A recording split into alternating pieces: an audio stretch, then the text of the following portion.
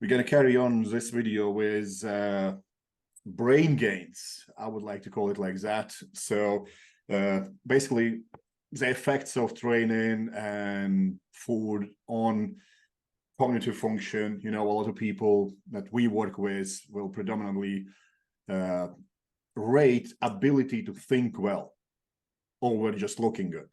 Like I believe, are exactly the same. You know, what's the point of having that muscle if you can't even do calculus? Never mind thinking a bit more complex things and resolve more issues and just being superhuman in general. You know, like Greeks used to say, there's no point of being physically empowering if you are a little bit deprived mentally. So what are the key concepts that people need to understand when they get involved into resistance training? Are there any benefits that improve their mental health? And same with nutrition. So how can a person who is getting involved into resistance training still make sure that they maintain their mental clarity? Because more often than not, let's say, I think it's more prevalent in bodybuilding, where you work yourself to the ground and then half of the day you just sleep and have this brain fog just because you're malnourished and whatsoever. So how can people prevent that? And what kind of training style maybe they need to get involved in with? What kind of nutritional strategies they need to look into that actually really help with brain to begin with? We know, for example, that how you sleep is more important than how long you sleep. You know, your REM sleep and deep sleep. Do you get enough of those?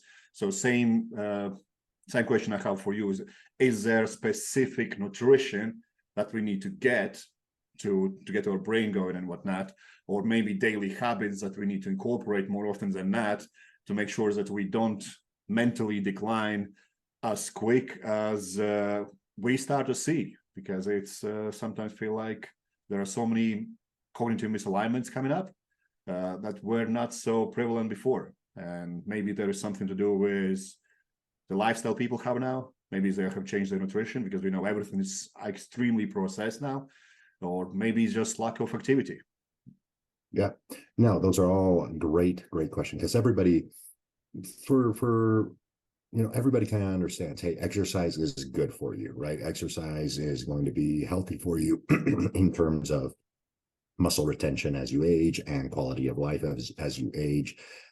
Also, having muscle mass improves insulin sensitivity, makes it less likely to have type 2 diabetes, things of that nature.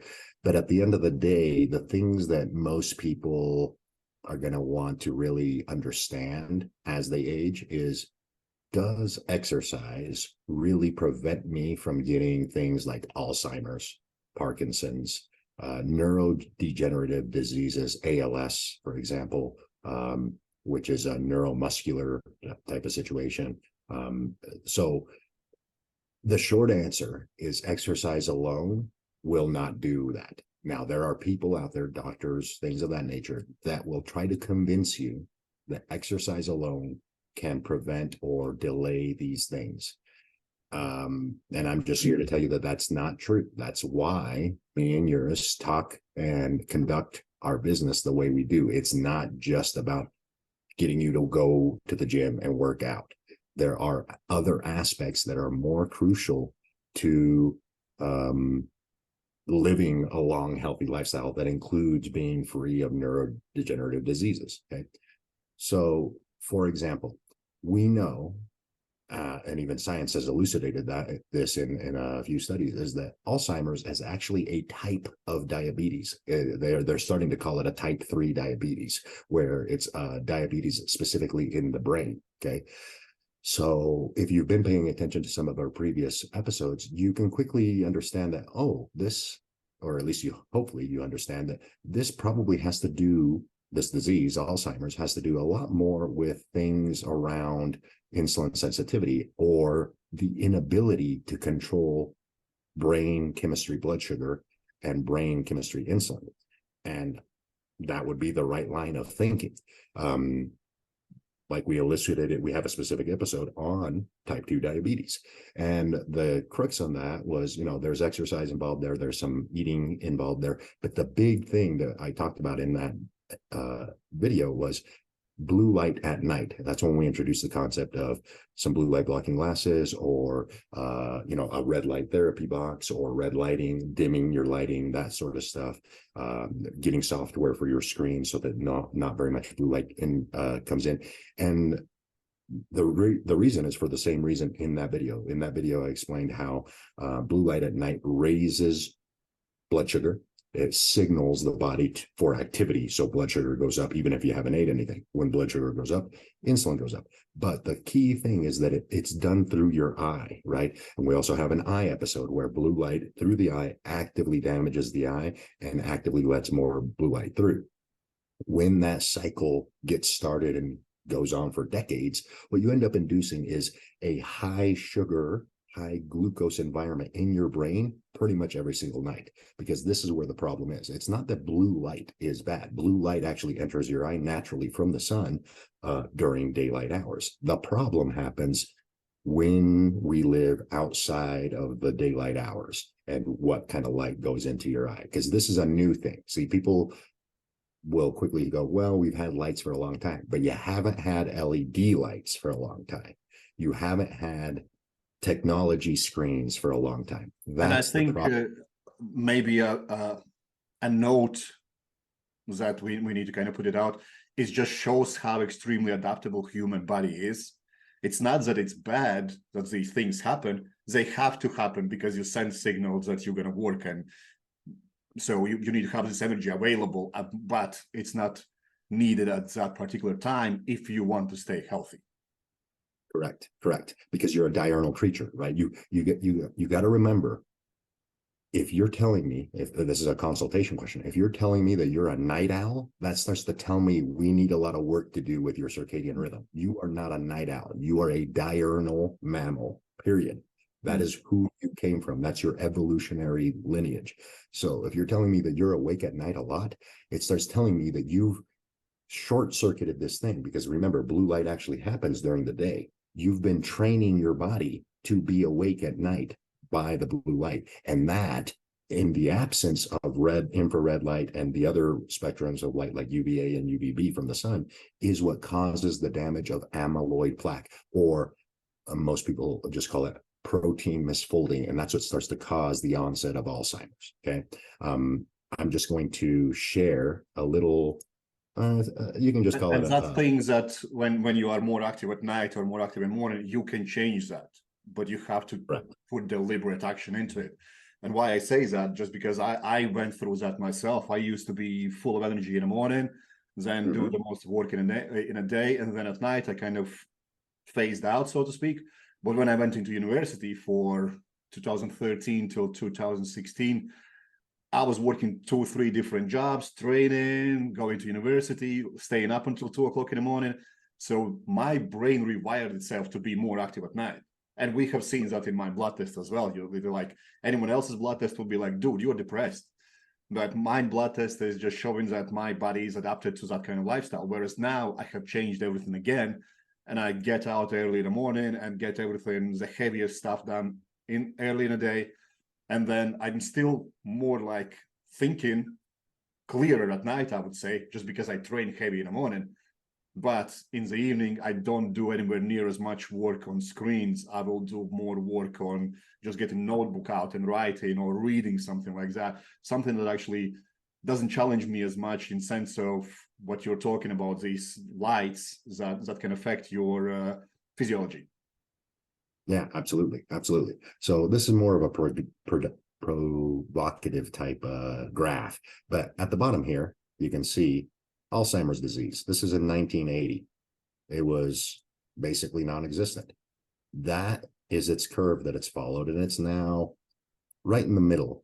And this is back in 2010. This is old information. You can ignore this thing about the war on cancer. This is just here to talk about Parkinson's disease has also raised, but see the difference here.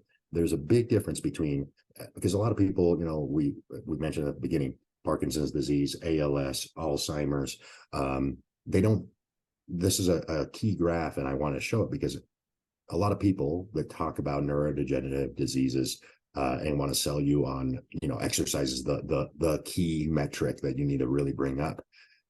How can they explain the difference between the Alzheimer's rise and the Parkinson's rise if they're both neurodegenerative diseases? The reason is because they are fundamentally different, okay?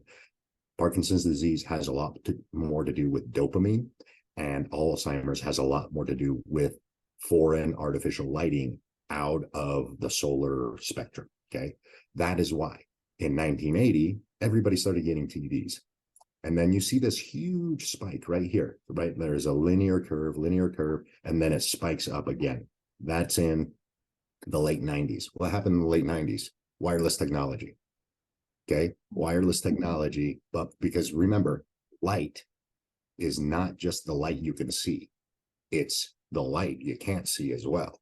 Wireless technology has an aggressive reaction right here in this time frame because blue light at night also interacts with your skin and face and brain to raise insulin, right? Remember what we said what I said at the beginning of this, Alzheimer's is now being classified as a type 3 diabetes. So, and I believe around that time also the lighting in house started to become slightly different as well. That's correct. That's also when that is the introduction of the LED light bulb is in this era. And then by the 2000s, that was full-fledged. That was when the Obama administration even started to make things that, started to outlaw incandescent light bulbs and wanted everybody to go to CFL and LED and succeeded in that now it's continued to rise. So this little bubble right here tells you a very crucial thing. Right here, lighting starts to change. More people get electricity, more people get TVs, et cetera, et cetera, et cetera. And then even then, boom, there's even a bigger bump. Why? Because the actual technology changed. Now you have LED TVs. They give off almost exclusively blue light. LED screens, your phones, your wireless communication devices. All of those have a major impact on glucose metabolism at the cellular level. That is what Alzheimer's disease is a problem with glucose metabolism in your brain, because your brain is thinking that it's being activated to be active for a lot longer than it should be, because at the end of the day, you need to shut down, right? And if you think about it, it's not that hard to think about. Your brain takes up 20 to 25% of your energy that you consume every single day. That's why the moment it interprets that it needs to be active, boom, blood sugar needs to go through the roof because it never wants to run out of fuel. That's the key component that people have to understand. Now, does exercise contribute to helping this? Absolutely. Better insulin sensitivity is going to make it easier to handle blood sugar, but it's not going to be able to do it at night when you're resting, right? Like, unless you're going to be watching TV while you walk on a treadmill every single night, I'd rather just turn off the TV, right, and enjoy a book or go outside or just relax with your family or whatever, right? Like a million other things, rather than be on a treadmill at night because you're trying to stave off insulin sensitivity. Now, what other things need to happen for these kind of negative effects to kick in place? Because obviously not everyone gets to these diseases.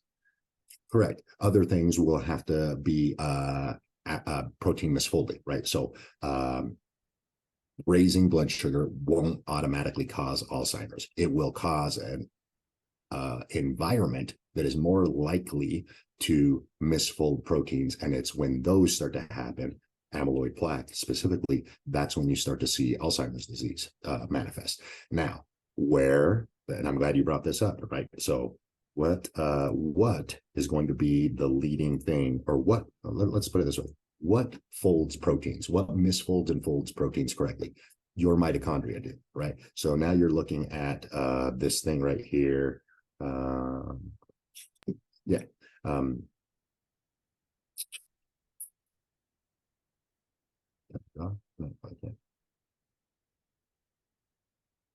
Here we go. So this is your ATPase, and this is the electron transport chain. Cytochrome 1, cytochrome 2, cytochrome 3, cytochrome 4, and then the ATPase right here. This is what folds the proteins, and it can misfold the proteins. How does it misfold the proteins? When you don't transport electrons and you push a lot of protons. In other words, inflammation. Protons are positively charged and electrons are negatively charged. When you have a lot of inflammation, you have a positively charged system, which means you're pumping a lot of protons and not taking a lot of electrons across the chain, right? That is the key concept here. And we know inflammation can be physical, mental, nutrition, especially when you eat so many processed foods, many other things. So people need here's a key point. Here's a key point. This cytochrome number 2, you notice it doesn't pump protons. It does not pump protons. Only cytochrome 1, 3, and 4. At cytochrome 2 and cytochrome 1 is the inputs of food. NAD on 1 and FAD on number 2. This ratio of FAD and NAD comes from food. Foods that are more fatty based, protein, animal fats, or any foods that are low in carbohydrates will have more FADA and less NADH.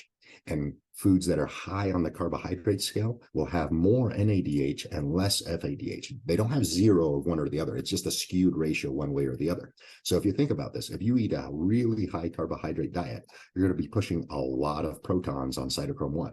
If you eat a really low carbohydrate diet, less protons will be pumped over here, because this one will be handling all this extra FAD, but it doesn't pump protons.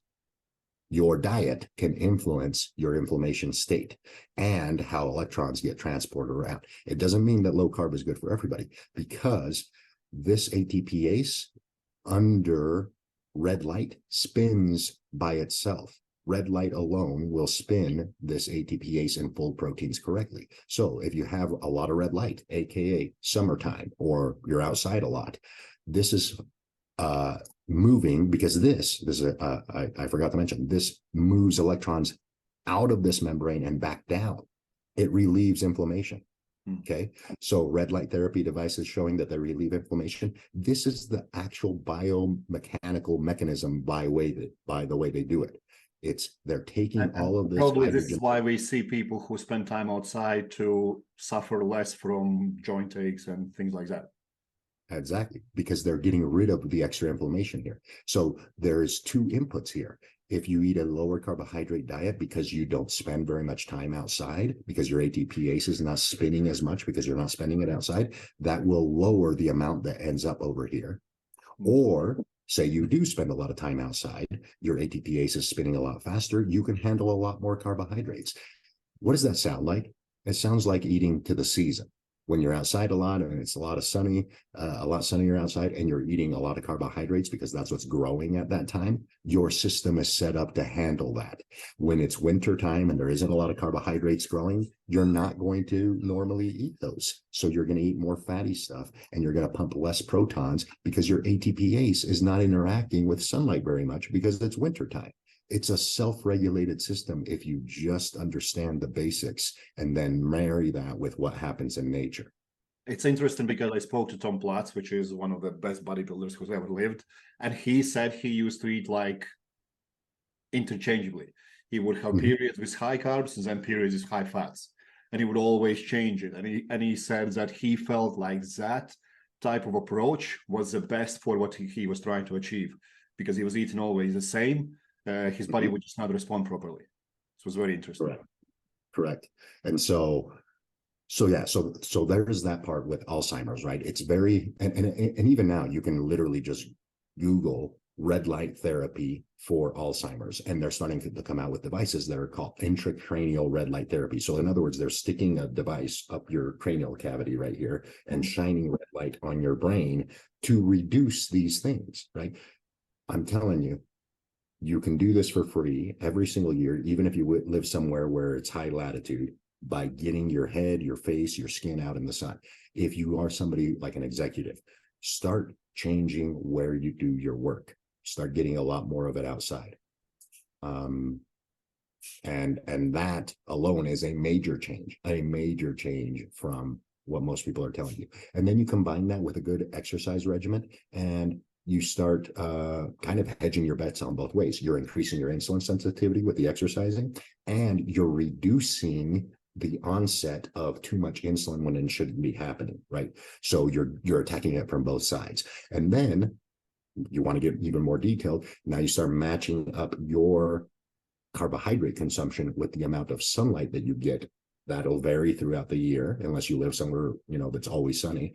And then that also manages the inflammatory response and the insulin sensitivity, but more importantly, the misfolding of proteins, right? Because that ATPase that's spinning, that folds the proteins, when it's spinning slowly, but you're backing it up with a whole lot of protons, it's going to spin forcefully. That's going to cause a mishap with the folding. Whereas if you let it spin at the rate that it's supposed to spin, to the season, then you end up with less protein misfolding, right? Because that is like you mentioned, not everybody that gets type 2 diabetes gets Alzheimer's. Not everybody that gets, Alzheimer's had type 2 diabetes. And that's the key determiner, is the misfolding of the proteins. That's why I had to bring up that slide. And now let's talk a little bit about the other disease. Let's talk a little bit about before you Parkinson's. go there, I just want to remind everyone that red light therapy doesn't mean just getting red light bulbs and whatnot, because there is a difference about which ones actually are going to work. Because I often get a message, I just bought this. And then I look into it, I'm like, you could have as well not spent your money at all. it's not going to Yeah, so the red light bulbs are more in there, more of the preventative measure, right? Like at night, you don't want blue light, but if you don't want to wear the glasses, yes, you can just have any red light. It won't matter as long as it's not blue. But when we're talking red light therapy, I'm glad you brought that up. It's very specific. It is 660 nanometers red light and 850 nanometers red light. Those are the two specific frequencies that interact with cells to increase ATPase, to reduce inflammation, and all those things. And then you also have to look into the devices as far as how much watts they're putting out, because you can get a really cheap one that has those two frequencies, but their watts are really minimal. You might as well just be shining an LED laser on yourself. It's not very powerful. So you have to kind of make sure that it's high wattage, something like over 150 watts per meter square. We do have an association with EMR Tech. They make really powerful lights. That's actually the light that I have right here. This is just their mini version that you can get really powerful. You can even get hospital grade red light therapy if you have the money from these people. If you have the money, you're somebody that's, hey, I'm going to spend whatever it takes to get on. They literally have the hospital grade red light therapy table. It's a table that you can buy directly from them. So people that have that kind of money can definitely invest in that. But you don't have to have that kind of money if you do your due diligence with, the sun. But, your lifestyle may say otherwise. That's what I'm trying to get at. Now, as far as Parkinson's go, this is going to be a lot more related to dopamine, like I talked about earlier. It's dopamine, but it starts actually with immunity. It starts with the autoimmunity and then moves to dopamine. Because so before you go there, just talk about what Parkinson's actually is and why it is so dangerous. Oh, good point. Parkinson's disease is kind of the loss of control of your body. You start to get the shakes, you start to not be able to move very well, and then next thing you know, you literally just can't function physically.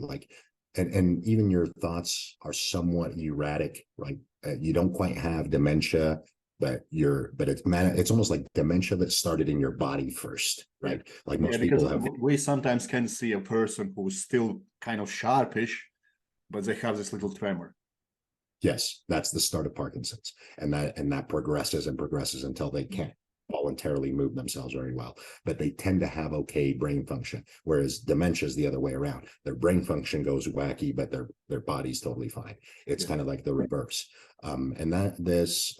Basically both of those actually kind of start with autoimmunity, with your own body attacking its own neurons that create dopamine or noradrenaline and things of that nature. Right now. Is this something that can be made better once you already get it? Probably with a very aggressive change in lifestyle. Like I'm talking, hey, we move you to the equator and you literally get outside and you start regenerating neurons, because it has to do with POMC, pro-opiomelanocortin.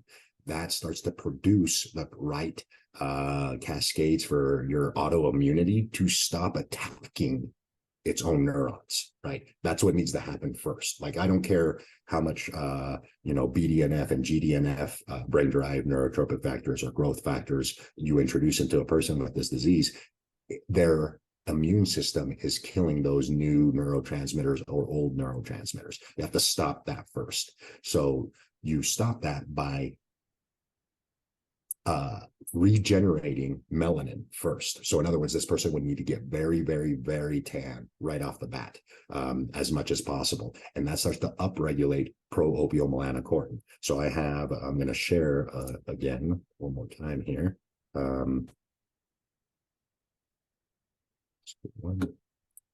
Okay. So right now you are probably seeing, this guy right here. So the lack of POMC is what leads to this cascade right here, right? So it's innate and adaptive autoimmunity. That starts to get dysregulated. And then the dysfunction happens with your T cells and B cells to create autoimmunity. Then the autoimmunity creates inflammation and chronic attack of the immune system, which leads to Parkinson's disease by attacking neurons that kind of interact with your CSF. So your cerebral spinal fluid, which is how you're going to send signals, right? Like, that's how your body is receiving signals almost instantly. So the cerebral spinal fluid is a special fluid that is super conductive, super refined. It's a way to send an instantaneous signal to the rest of your neurons and your nervous system, okay? And so that's where it starts. And then if we go to this one right here, this is how POMC, or pro-opiomelanocortin, does the things that it does, okay? Here we go. So melanin, right over here, I've highlighted it in red. Melanin comes over and interacts with autoimmunity for your antibodies and your T cells and B cells. So what did I just say in the slide before? That's where the problem starts with your autoimmunity attacking neurons, is the dysregulation of B cells and T cells. And we even talked about this in the brain gut video that we did, where your gult, the gult right behind your gut, is the biggest place where T cells are made. The second biggest place is your skin, right? So melanin, the reason why it has such a unique interaction with your autoimmunity and your B cells and T cells is because the place, you have a patch on your skin above your abdomen that creates the most melanin in the whole body. So that is directly there for your gut and your immunity of your T cells.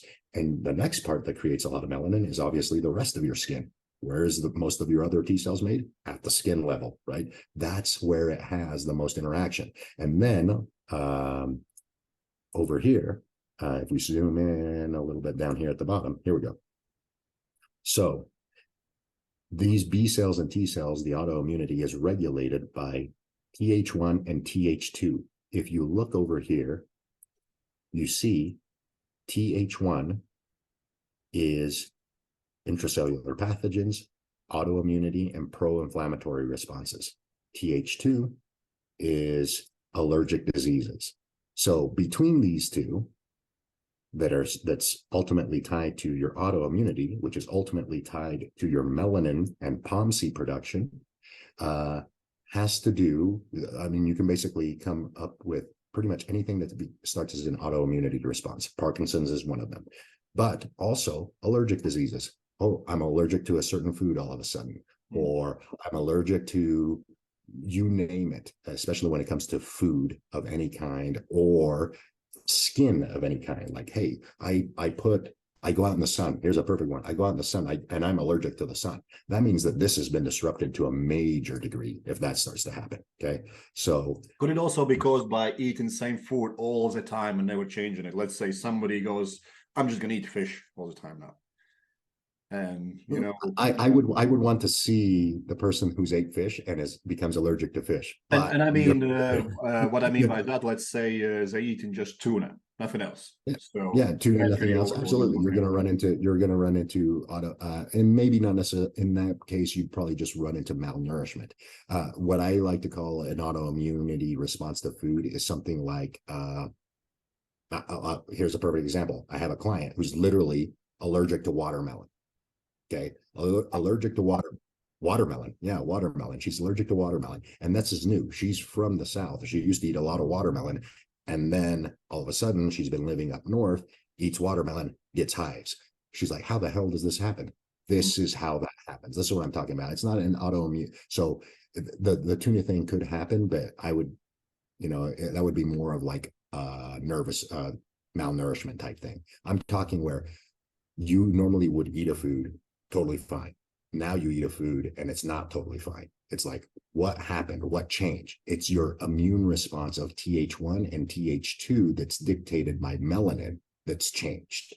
Especially if you tell me I was living over here and I could eat whatever I want, or another key thing is people tend to get things where in the winters they tend to not respond well to carbohydrates or foods like bananas, oranges, fruits, right? And they're like, what's up with that? Like, why can I, like, if I eat fruit, I get bloated or whatever. I guess I got to cut it out. This is why. These are the mechanisms why of how that happens, because they're intertwined with your melanin and your autoimmunity, and that tells the body what it should be considering a foreign substance or a native substance. Yeah. So this definitely brings a lot to run tests, assess where you are, and how we always kind of remind everyone, you need to know where you are to understand if you can get where you want to get in the time frame you are setting up yourself to get there. So, and all this talk about improving your brain health and not getting to things that actually harm your brain is understanding where you're at. Just location and food access and food quality. Now we see even more big push for everything that's processed, even like processed meats and this and that. It's still processed stuff. I just had a conversation last week with one of my guys, and he was like, oh yeah, I started to drink this meal replacement. And I looked for it was a meal replacement. I'm like, there's nothing nutritious in there. You could literally eat a Snickers bar instead, and you'll have the same exact effect, Right. Yeah, no, that's a huge point, especially with what I just highlighted. Hey, if you're eating something synthetic, what coded that to tie it to the right response in the gut? Normally, with normal food, the sun did. The sun made that food. It coded it specifically with specific atoms, with specific things, so that when you ingest it, your body knows what to do with it. When you make something synthetically, they don't have control of that.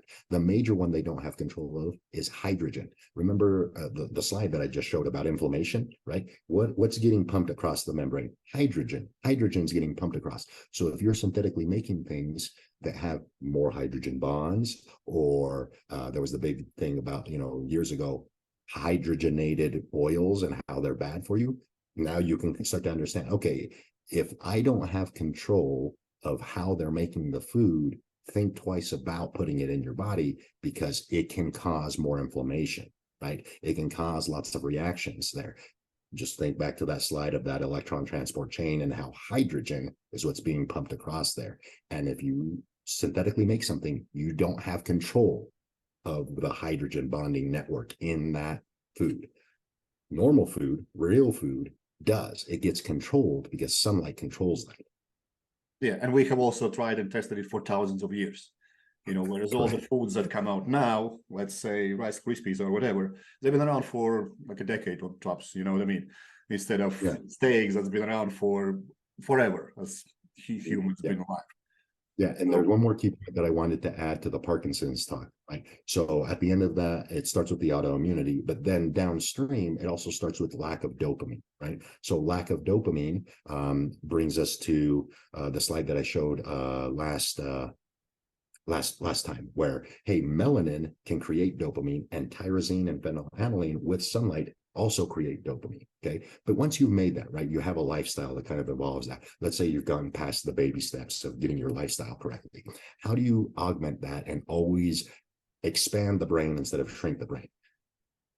Exercise plays a crucial role there. Just exercising before a meeting, exercising before you study will raise dopamine response. It will use up some of your beta-alanine, phenylalanine, and L-dopa, turn it into dopamine, or vice versa, melanin into dopamine. Is there a type of exercise that's more effective than some other? Let's say, high volition. Something more explosive would be better, Yes, or yes. something that where you go and control and do some biceps curl until you No, it would be something with a lot of volition. The easiest thing to do for anybody of any skill level will be something explosive, as something as simple as jumping. Like try to jump as high as you can, right? It's very low skill, and it takes a lot of explosiveness and a lot of mental volition to get you into the air, right? So my favorite is actually high jumps. Just jump as high as you can for maybe 3 minutes, if that, right? Like maybe 10 reps, right? Like jump as high as you can. That alone, and then sit back down, start doing your work, or just go for a small 5-minute walk outside, come back in. That alone raises dopamine, so that now dopamine is very crucial for, sorry, that was my timer. Very crucial for making sure that your pattern recognition is very high. Okay, so when you're doing things that are speech related, articulated related, or taking in information, dopamine raising is a very good thing, and it stimulates the brain to grow more. So what you just described, it sounds to me like what Tony Robbins does in his events, where every now and so often you do something very extremely active, jumping around, bouncing around, maybe doing some noise and whatnot. And I also know a lot of people who are in office, they just buying rebounders, and they just do that. They usually come up with some kind of lymphatic drainage and whatnot, and you're like, yeah, it's kind of partially where you're getting right, but you're doing the right stuff, and that's all that matters. So is it long lasting? Let's say somebody who's addicted to gym, is there something what they can program for themselves and do that's going to last, let's say, for 4-hour seminar, or are these changes that improve your cognitive ability very short-lived? What would you say? Well, I think you're going to have a lot to smile about here, about what I'm going to say. So first off, it's very valid. Jumping around, something high volition, something explosive, throwing a ball into the ground, like a lot of guys like the bouncy balls that they can throw. There's motor learning in there. Anything that creates learning, explosiveness, is that type of exercise done before some kind of cognitive activity is great. Here's how you extend the life of all of these things that you release when you do that. Cold exposure brings those, it will facilitate those. So like if you get cold enough, it will create dopamine for you without having to do any exercise. So that's how cold plunges that people are kind of into these days. That is a valid thing. Now, I do use them, but not necessarily for that reason. It's because that's the secondary mechanism that controls your biology when winter comes. I live somewhere where there's winter, so now it's fall time. So I started to introduce 55-degree water immersion, just a cold plunge, not with ice, just 55 degrees, because that's what the temperature is outside. Yeah. But that's the key component. When it gets to 55 degrees and less, that's the signal that your skin sends to your brain that starts to tell it, hey, winter is coming. There's going to be less sunlight. Let's start changing over our circadian rhythm to cold and night cycles, okay? But to the point that you just said, you don't have to lower it. That's 55 degrees or less to create dopamine, to release neurotransmitters, to guide the circadian rhythm creation of neurotransmitters and hormones. But anything under 65 degrees, so from 60 to 55, there's the 10-degree gap. where not much of that happens, but what it does is it extends the things that you've created from sunlight or from exercise. What do they do at Tony Robbins events? They make it very nicely cold. I love it. I just go there in shorts. It's like being It's home. probably like 59 degrees or so. Oh, probably lower. It You'd might see even be lower. people in like proper winter wear as if they were in mountains. Yeah. Like, and for some people, even 65 degrees makes them, cover up. Yeah. But nonetheless, what you're telling me is they control the temperature there in that whole section, in that while you're doing the seminar, to a cold environment. Why? Because it extends the life of dopamine. It extends the life of all these neurotransmitters. So when they get you to jump around and be active and stuff like that, 3 hours later, those are still very high because that cold stimulation preserves that in the brain and cellular chemistry, right? So things that you can do, literally cold exposure will induce it without exercise. If you have the ability to change the temperature of the office that you work in, right? Because you're the only one that works there, trim it down, bring it down to 60 degrees or a little bit less, so that when you go in there, you are more adept at using your neurotransmitters instead of almost like degrading them quickly. So that is a really valid hack. Right now, that's just from a learning perspective, a dopamine hack, a neurotransmitter hack.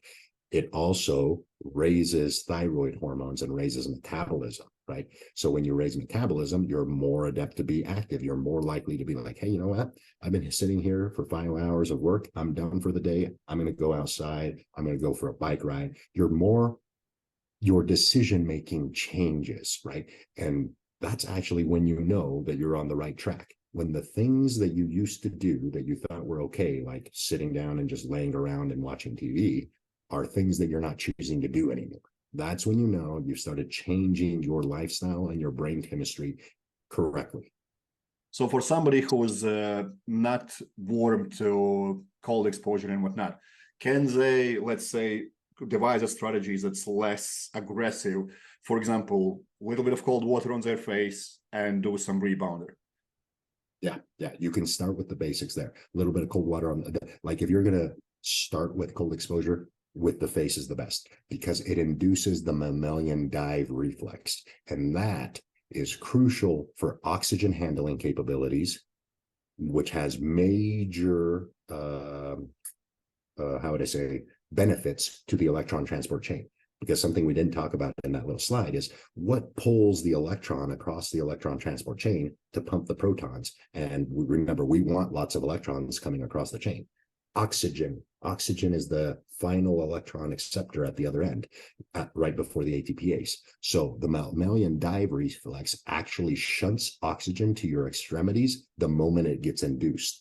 So when you put cold on your face, you actively raise your oxygen handling capabilities at the peripheries of your tissues. In other words, you become more oxygen utilizing and more efficient at utilizing oxygen, which lowers inflammation because you can pull electrons faster across the chain and less hydrogen. So for somebody who is early bird who needs to go and do some office work or maybe do a meeting or whatever, little bit of cold, I love skipping around. People usually laugh at me like I go on the road and start jumping about. But so that kind of stuff would actually improve their ability to think clearer and perform a little bit better. Is there something food-wise that they can add on top of that? Let's say they need to get to work at 8, 9 and run a solid meeting. They want to be at their peak mental clarity. Is there some kind of food that would enhance everything that you have done physically to yourself?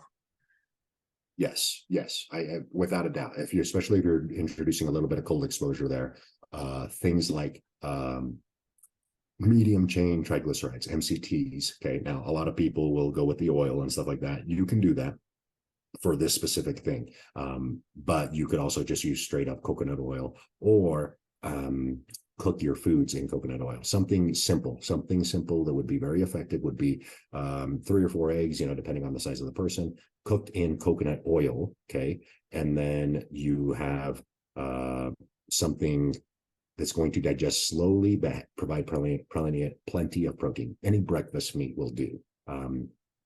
That is kind of the typical, and then depending on the size of the individual, that would dictate how many carbohydrates, and kind of carbohydrates would depend on the season that that individual is living at. But as long as you do that and provide just some like 10 to 20 grams of MCT oils for that activity, will fuel for the next 3 to 4 hours, right? Especially if you're combining it with a little bit of cold exposure and a little bit of just light explosive exercise. So this is probably where the guy who promoted Bulletproof Coffee came to that conclusion, because obviously it was in cold exposure where he was when he first tried it. We just brought it to mainstream. It is valid, but it's also, like I said, when you miss the key component, like I just explained, you can quickly end up bastardizing it, right? Like now everybody just puts a bunch of butter in their coffee and drinks it, thinks that it's doing something good for them. I'm like, well, if you didn't do all the things that he did, you're not going to get the benefits, right? Which goes back to exactly what you said. You have to know where you're at and what you're doing to dissect what you should and shouldn't do, right? That's a perfect example. The Bulletproof Coffee is a perfect example. Does it work? Yes, it works if you do certain things. Does it work for just taking it all the time and it gives you benefits? Probably not, because not a lot of people understand the details of what we've just talked about. Yeah, more often than not, a lot of people who will take that, they don't eat half the day. And then they're like, oh, I feel great. Yeah, because you start to lose weight, you start to lose inflammation, you're going to feel great. It's not much to do with Bulletproof Coffee. But if that triggers you to engage in positive behaviors that elicit all these outcomes, yeah, it's great. And the thing that you just mentioned will cause the biggest dopamine change and the biggest behavioral change of all of them. It's not the food that you ate right after you put your face in the water or jumped around. It's the face, the jumping around, and then you gave it just enough food to extend the life of all of those neurotransmitters that you elicited. It's the whole thing, right? And that's why people often make mistakes with decision making, is because they're not taking into account the whole picture of what they are or are not doing. And they're focusing in on just the food, or focusing in on just the exercise that they're doing, or focusing in on the new gadget they got or whatever, right? Which is kind of the main point that we started with, where a lot of people will try to tell you that Alzheimer's and Parkinson's and neurodegenerative diseases can be avoided or delayed with just exercise. I'm here to tell you exercise is part of it. It's not all of it. It's certainly not the driving mechanism. Yeah, to kind of put it all in the summaries, you need to start looking after yourself now to never run into these issues. And these issues are more apparent lately, when we started to really advance our technology and whatnot. And I would even wildly guess that it's more probably prevalent into very advanced countries, just because of access to technologies and everything like that. And to make sure that you don't get caught up into all kind of myth and just things that are not correct, is understanding why those things work. It's not just this one little thing that's going to make you into superhuman. It's everything, like we always keep repeating. It's your lifestyle. It's your choices you make daily. It's not only how you train and what you eat, but also whom you hang out with. That's going to have an impact on how you think, and that's going to have an effect on everything else. If you are surrounded with people who never want to go out, sooner or later you're going to stop going out. It's just you'll end up watching Netflix at night and using technology at night predominantly, and next thing you know, after a decade of doing that, you have poor cognitive function. It's kind of like getting into quicksand, right? Into a sand pit, where by the time you actually realize it, it might be too late. Yeah. And that's why I always keep repeating, run your diagnostics, catch anything out. Maybe there's something wrong with your thyroid. Maybe there's something off with your hormones. I still need to kind of remind everyone that I get in touch with that stop checking just 2-3 hormones. It's just not going to show you anything, and if you do, assess if your doctor or whomever you trust actually understands that what your blood shows need to be compared to your lifestyle. Yeah, if they're not doing that right off the bat, that's not a good thing. And then ask them basic questions. Well, how does biology work, right? Like I just explained to you at the fundamental level where inflammation comes from in this video, Yeah. right? If they can't explain that to you and then go like, okay, well, what are the things that influences that? Start talking to somebody who does, right? Because these are the people that are actually going to point you to the key log of your log jam, right? Like you have a problem. You need to find the key point that fixes it. It almost never comes in a pill. It almost never comes in a pill. Everyone is used to supplement and everyone's used to quick fix, but let's be honest, don't break it, then you don't need to fix it. Correct. You know, and then at that point you use supplements correctly, right? Like here's everything. Yeah, to enhance anything, right? So here's a little scenario where supplements will be beneficial. You're somebody who's worried about Alzheimer's. You have a history in your family of Alzheimer's. You also happen to work online, right? So now you're like, okay, well, blue light at night, wireless technology all around me.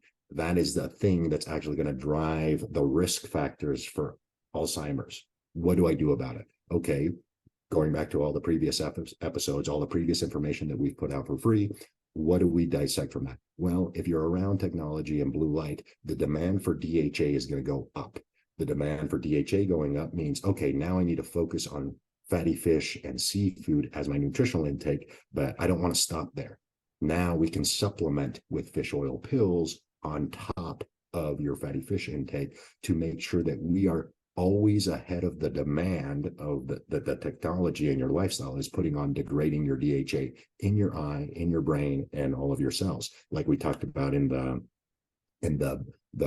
eye and brain episode that we talked about, where DHA is crucially important to keep those functioning correctly, right? So you have that lifestyle, supplementing with DHA pills on top of your fatty fish intake is beneficial at that point.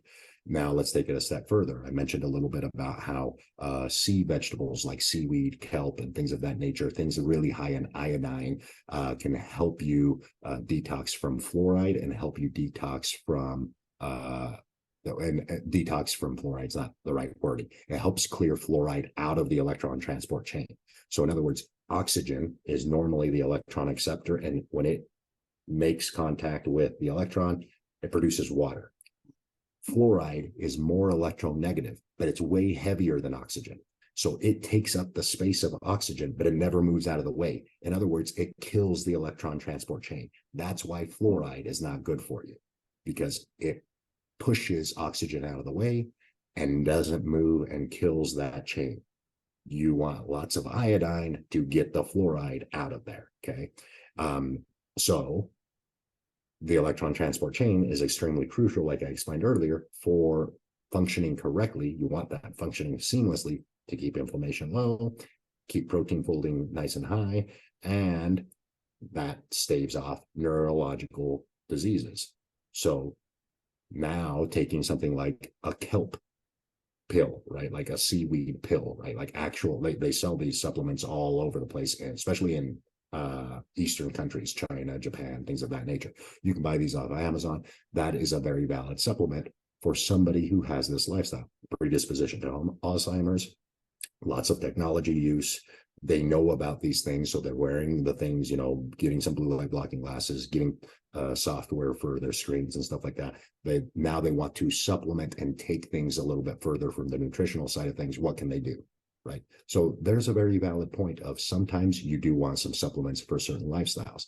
Now, I said supplements every single time, which means you still have to eat the food in order to have the right cofactors for your body to understand what to do with that extra DHA or that extra iodine that you're getting from the seafood or the sea vegetables.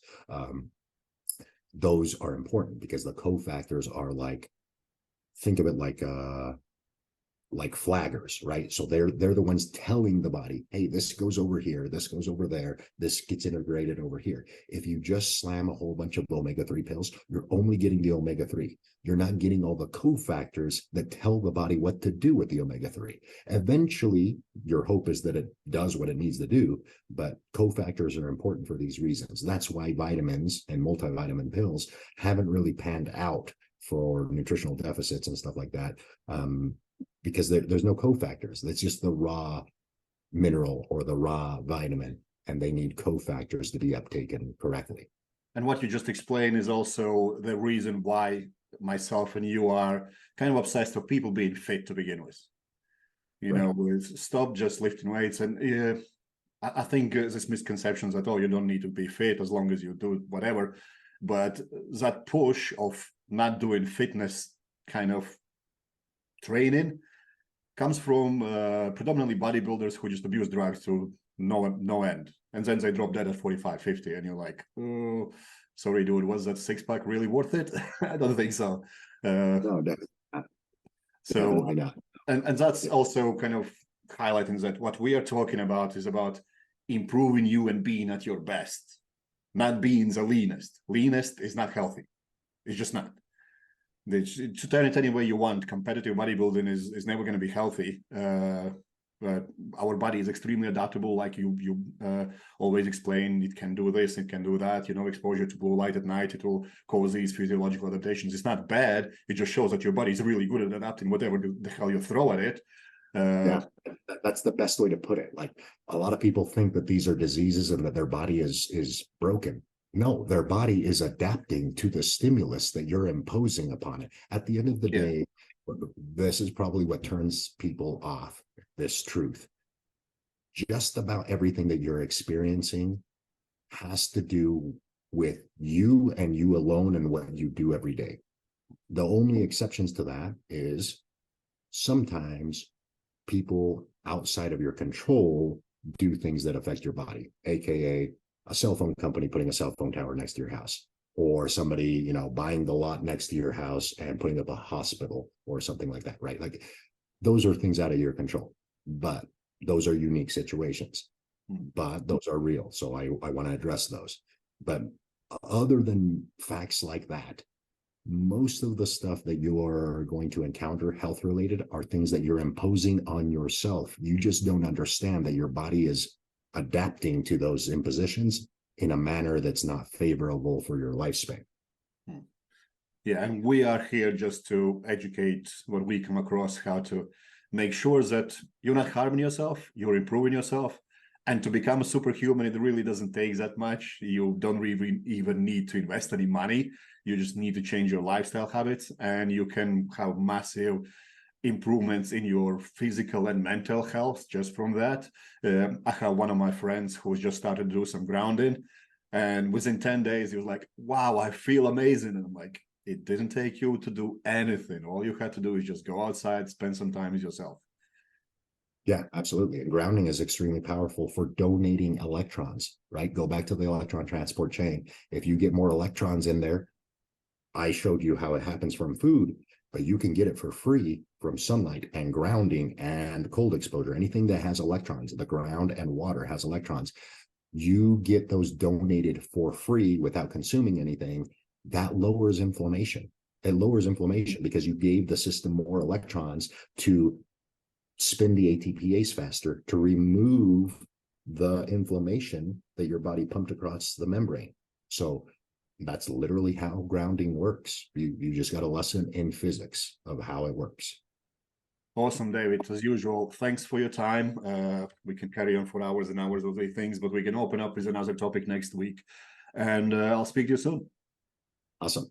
Have a great day.